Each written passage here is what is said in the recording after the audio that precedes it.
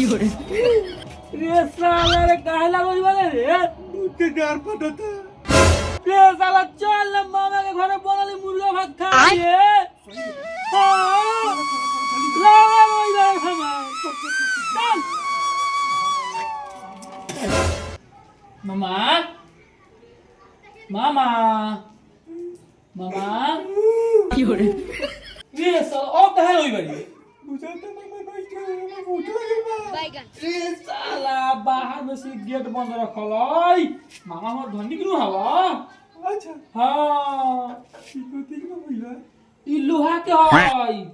चलो हम ये पास के रहो तो हमनी गरीब नु बाड़ी मामा हमर धनिक नु हवा अच्छा हां तो मामी कथी कोई भी मामी साला हमनी के अथी बनावल है कथी मामी ते क्रीम उरीम लगावल इसके का गोर है हमले अति गरीब थोड़ी है मामा मामा हम ये कर भाई हम ये लिखा करते ना हां मामा मामा मामा मामा हम पेशाब करके वो लोग जोर से पेशाब लागल हो तू तले मामा मामा चिलो ठीक है ठीक बा जल्दी आइए मामा कौन सा चिल्लाई बारे ए कौन मामा सरवा रे सरवा तू कौन सरवा बाटे रे अरे सरवा हमरे घर लोग आके हमरे पर रंगदारी ए सरवा नोकर जो मामा के भेज ई साला कहाँ के आगल पागल साला आके साले चल जा चप्पल से तक मार और तो सरवा बाटे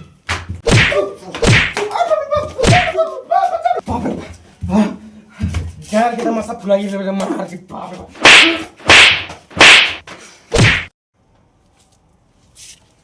साला मामा कहीं चले गए का अरे बा ये का हो गई अरे झरवा मामा खाई साला देखो मामा क्यों रे चारे बाप आराम कर मामा के साला प्रणाम खुश रह मामा न खिसिया लइका न चुप चुप मामा जूता तो फुलाए देले बा चलो सो ये कहाँ के लिए ले तू अब से ना लेके वो सरवा के हां अकेले आई है ठीक है ए जो साला लिया सरवा के मामा बा ए बैठ साला जाता साला झगड़ा करो